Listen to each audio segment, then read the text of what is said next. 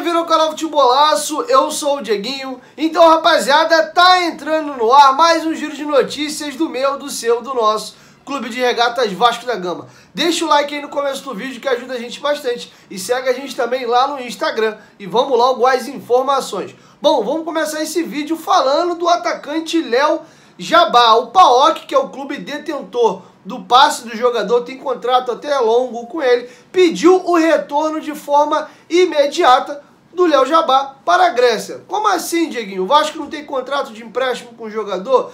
Tem alguma cláusula no contrato de que obriga o Vasco a devolver o jogador caso o PAOK peça o jogador de volta? Não. Então por que o PAOK está pedindo o jogador? Eu vou explicar para vocês agora um pouco mais a fundo essa situação. A informação foi divulgada de primeira pelo companheiro Felipe Rocha do Lance e posteriormente confirmada pelo Globoesporte.com. O jogador está emprestado ao Vasco. O clube grego tem um novo treinador e esse novo treinador quer contar com o Léo Jabá para o campeonato grego. Ele tem visto e observado os jogos do Léo Jabá. O Léo Jabá tem agradado a equipe do PAOK, o novo corpo técnico, e o treinador acha que o Léo Jabá é um jogador importante para a temporada grega. E com isso solicitou ao PAOK que pedisse o retorno imediato do jogador. Segundo o Globoesporte.com, essa novela está rolando desde a sexta rodada, só veio ficar público agora. Na véspera do jogo do Cruzeiro, essa situação já tinha ocorrido. O Vasco de pronto falou, não, eu tenho interesse em continuar com o jogador e vou cumprir o contrato que eu tenho com ele até março do ano que vem. Estou feliz com o Léo Jabá aqui e o próprio não quer ir, o Léo Jabá quer continuar no Vasco. Passou-se mais 2 rodadas no jogo do Goiás. O que aconteceu? Novamente o PAOK pediu o retorno imediato do jogador e ameaçou o Vasco de parar de pagar o salário do atleta. Como eu informei para vocês, o Vasco paga só 50% do salário dele, que foi feito um contrato de produtividade. Ele recebe mediante, ele vem jogando. É um jogador que oscila bastante, mas é um dos líderes de assistência do time do Vasco. Ele, Marquinhos Gabriel e Léo Matos são os jogadores que mais contribuíram para gols do Vasco. O Léo Jabá tem 4 assistências e um gol marcado com a camisa do Vasco. Um belo gol, diga-se de passagem, naquela partida que o Vasco venceu o CRB em casa por 3-0. A situação é a seguinte, o Vasco disse que não vai liberar o jogador porque quer ficar e está respaldado em contrato, mas a situação ficou num clima muito chato e o executivo Alexandre Pássaro liberou o Léo Jabá para ir a São Paulo na terça-feira. A situação só ficou pública hoje, mas hoje já fazem 2 dias que o Léo Jabá está em São Paulo. Eu vou complementar a informação e quero dar um pouquinho da minha opinião aqui sobre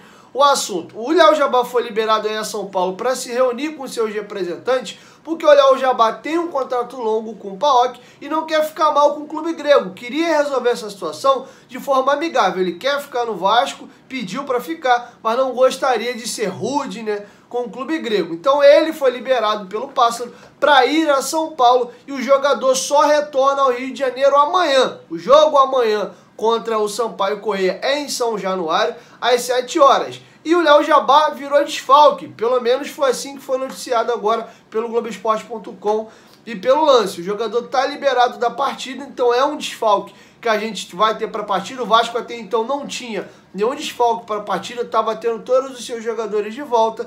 E agora, dando um pouco da minha opinião aqui, eu acho a situação muito esquisita. A gente vive a era da tecnologia, o que não falta são aplicativos. O Jabá e seus representantes poderiam se reunir. Poderia ser por Skype, StreamYard, Google Meet, chamada de vídeo, de WhatsApp, etc.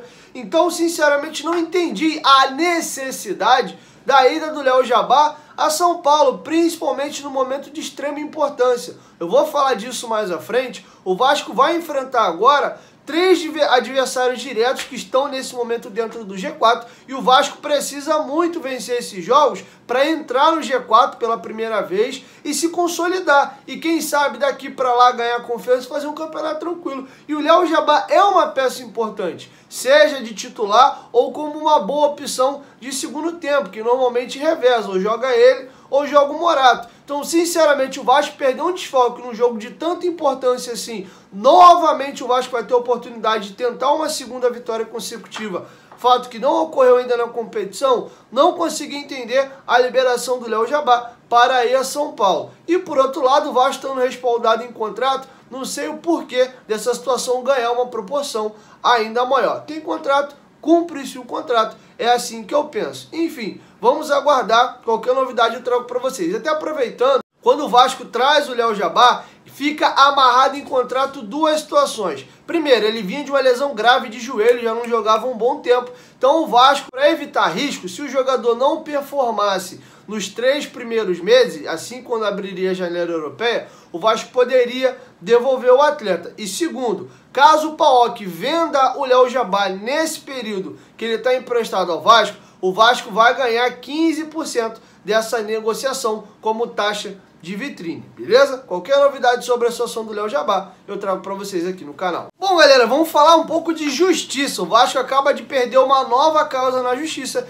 e é condenado a pagar pouco mais de 300 mil reais ao ex-lateral direito do Vasco, Gilberto, que depois se destacou no Fluminense e hoje joga no Benfica de Portugal. Eu vou trazer um pouco mais de detalhe para vocês, mas antes preste atenção aqui. Você que acompanha o canal Futebolaço, você gosta de notícia e informação, não é bem verdade? Eu te apresento o melhor aplicativo de futebol do mundo, o OneFootball. Cara, a OneFootball é espetacular. Se liga em todos os serviços que ela presta de graça na palma da sua mão. Baixando o OneFootball, além de ter notícias do futebol brasileiro e do futebol europeu, você pode ver de graça todos os jogos do campeonato alemão, que inclusive começa agora já no final do mês. E o mais bacana, você pode personalizar o aplicativo com o seu clube do coração. E aí toda vez que tiver uma notícia do Vascão, a OneFootball manda uma notificação na tela do seu celular. Você pode acompanhar tabelas e dados estatísticos. É muito bacana o aplicativo, é o mais completo do futebol mundial e é de graça. Baixe o OneFootball. O OneFootball é parceiro do canal Futebolaço e o link tá aqui na descrição do vídeo e no primeiro comentário fixado. Bom, galera, vamos trazer um pouco mais de detalhes da situação do lateral direito Gilberto.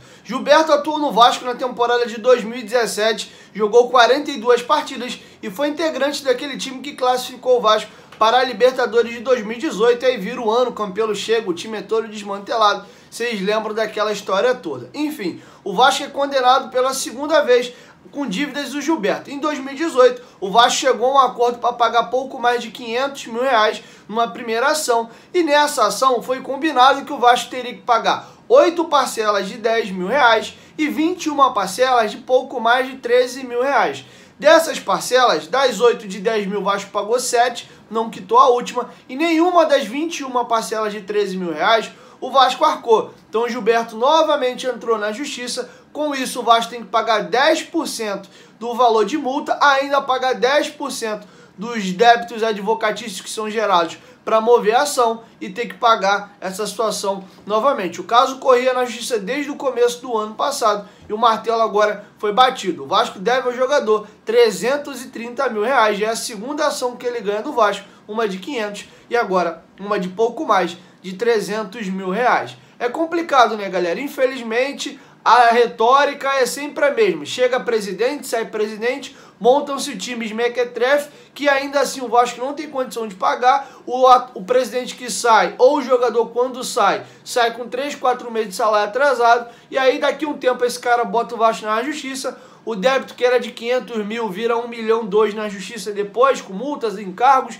O Vasco faz parcelamentos, não paga, isso se antecipa, entra juros, correção e vira toda essa bola de neve que vocês têm acompanhado. Infelizmente é muito triste, mas é a realidade do Vasco da Gama. Enquanto o Vasco não se acertar, quitar as suas dívidas, nós não vamos voltar a ver o Vasco estruturado novamente, tendo condições de fazer bons investimentos, pagar salários em dia e voltar a ter equipes competitivas. É muito triste ter que noticiar isso aqui, mas, enfim, é a nossa realidade.